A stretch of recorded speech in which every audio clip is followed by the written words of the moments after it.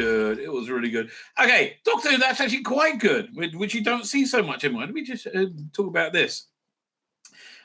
Susan's War, Volume 2, Episode 2. Now, I wasn't going to get this because I can't remember much about the previous release, but I remember it being dull and unimpressive. And I remember it being sold on there being there being different doctors in it. Here, let's look at that last set. Susan War. What? No, this is one. No, there was another one. Oh no, yeah, no. This is this the one. Oh no, yeah. 1 second. This is the second one, right? The second one. I don't remember much about it, which is not a good sign, frankly, right? So here, it was actually the next release that came out. This was one that convinced me not to get it. This one was pretty good. The first one that came out 5 years ago, this one was pretty good. But that's the one. And again, I kind of like the vibe this range had. It was very much based on Susan, an older Susan, as a mature, elegant, cool, calm, and collected, experienced agent for the Time Lord, like negotiating different things within the Time War. There was an episode take place in the Sense Sphere. She picks up an elderly Ian Cheston to go with her, and it's really quite delightful, right? It really was quite delightful in a lot of ways. So again, I can't remember this what happened in this one, other than it didn't really work for me, right? Jonathan Carney, Carly, the War Doctor, he's excellent. Falls back in time somehow and ends up early in the Time War with Susan's in like an earlier time. I do like the costume they gave her as well, right? I think that worked quite well. So this one came out recently, and I was like, no, you burnt me on the last one. I'm not getting this one. So somebody sent me a copy, and now I'm going to have to buy it.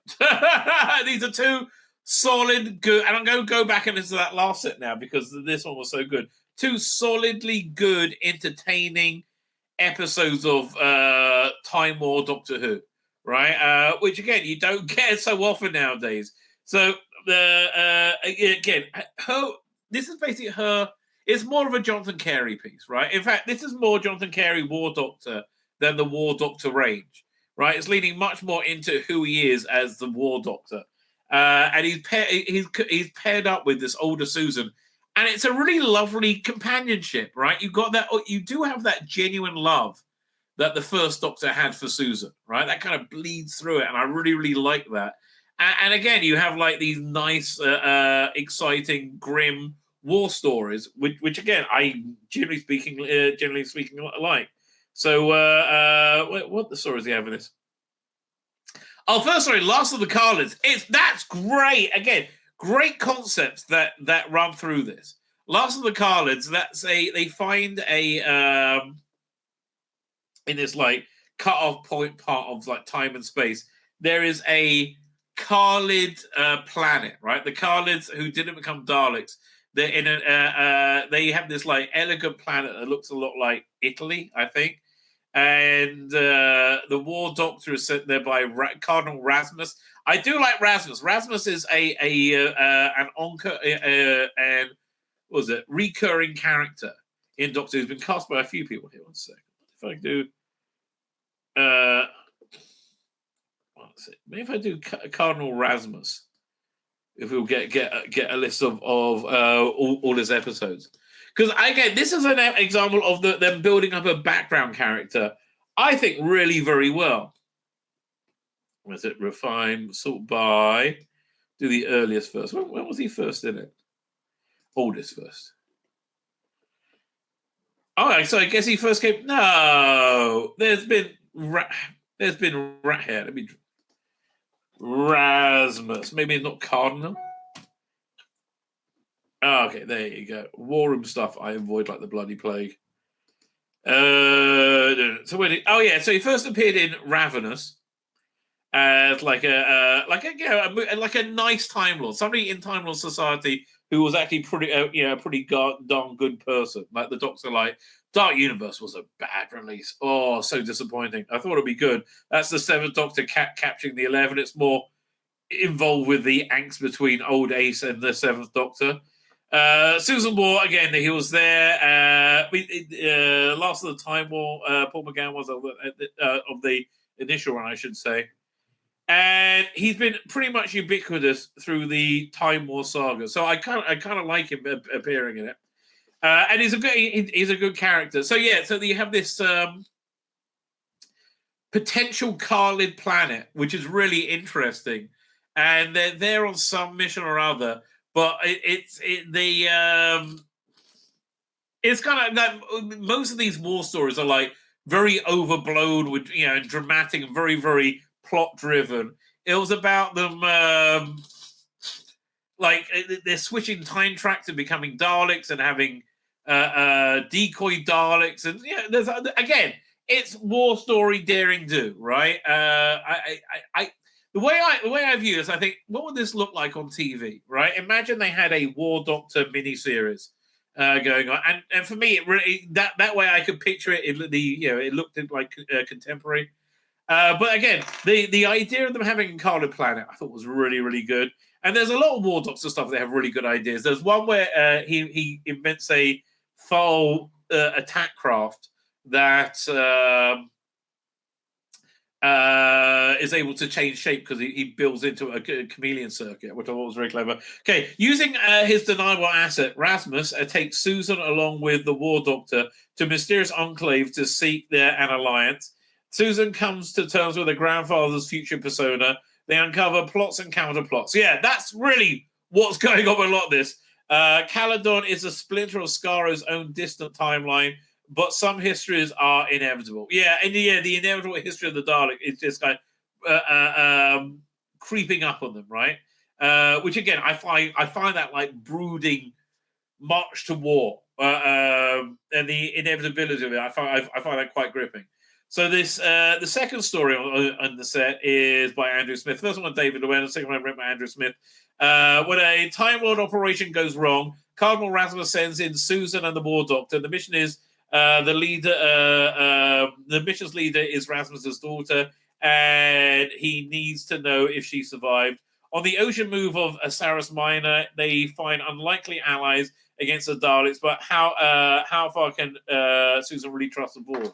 So again, another, I think, really cracking episode. They're sent into there's a Time Lord strike force or something led by Rasmus's daughter. So they send the War Doctor and Susan in to try, and they got missing. They send them in to investigate and rescue them, essentially. When they get there, they encounter there's Daleks there, but they also encounter the Vord. Right, and the Vord really well written. Right, they've had a number of good Vord stories. I think with the War Doctor as well. I think the first John Hurt one had a Vord story in it. The only trouble is, was it they have the Vord in it, and they got void, these things called void areas. I think areas of like void time where time collapses in on itself. So it's hard to tell when they're saying void and Vord.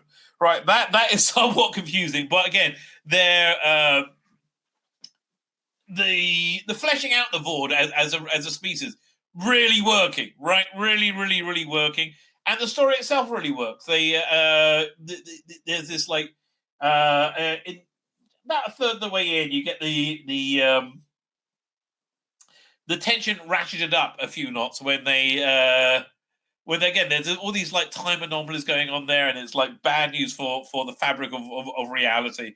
So there's a Time Lord like destructor squad or something coming that's going to eradicate everything, and so they got to work out and solve all the problems by then. And then you have and then they get to a bit where time's going like mixed up together, and so you see things before they happen.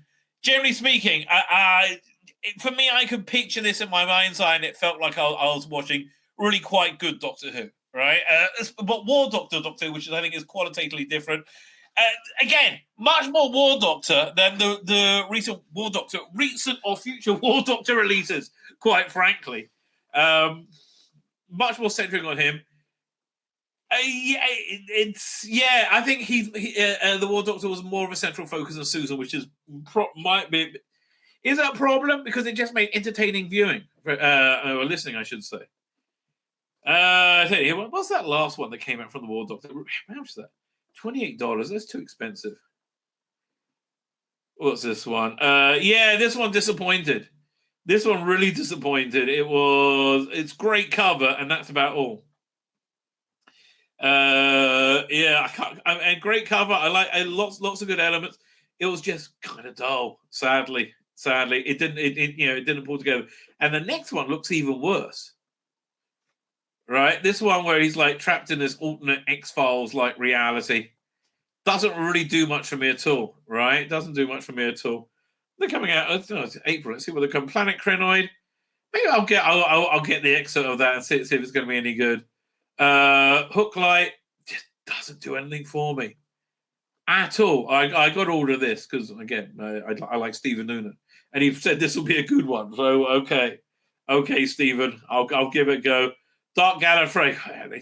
There's so much less product they're bringing out now, which I think is a very good thing. Frankly, they really need to cut. I mean, again, how long can Doctor Who can Big Finish last?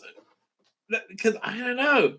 It was different in like the wilderness years where there was a viscerous fan base, right, who wanted Doctor Who, but like frankly, the audio Doctor Who, itch has been scratched, and I have like basically limited ones. But yeah, you get things like this that excite me. The Sixth Doctor one that looks like it'll be good, and yeah, the Eighth Doctor and Lucy Miller. It's these are very good. I think reasonably good value. Good cover as well. Look at this cover. And I do like they get these Daleks on Trans-Solar discs as often as possible. Right? I think that really genuinely works. All right, I forgot you got the Graham Garden meddling monk in that. That actually works quite well. Sheridan Smith. Yeah, all that stuff was great, right? All that stuff was fantastic. That's a recommend. I mean, yeah. Well, I'll start with the first season.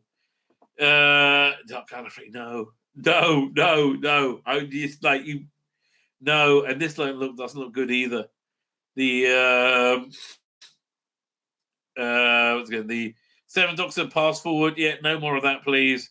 This you might talk me into. The current Fourth Doctor one has really left me cold. Who's writing this? Phil Marini. He's not bad. And Tim Foley. Remains of the Ruins. Remains of Cruelia. The Ruins. How many discs is it? So it's like 3 episodes. Oh man, Louis Jameson looks great there. I picked a good picture. I don't know. This one actually can't. This one looks better than the current one. The current one just, and also the one they did with at Christmas, the one with Sarah Jane and Harry Sullivan. Yeah, I couldn't. I tried listening to it. There was a free episode. And I was like, nah, not really, not for me. No, I really did try, man. And this looks like such a bad idea. Sarah Jane and Harry adventures. I just know. I don't know what to tell you. I don't know what to tell you. I mean, this will probably make the money from the Ninth Doctor one. My name's Tzvi Lebetkin, the Rabbi from another planet. Please like, share, and subscribe, and ring that little bell. Ring the little bell so you're notified when new videos drop.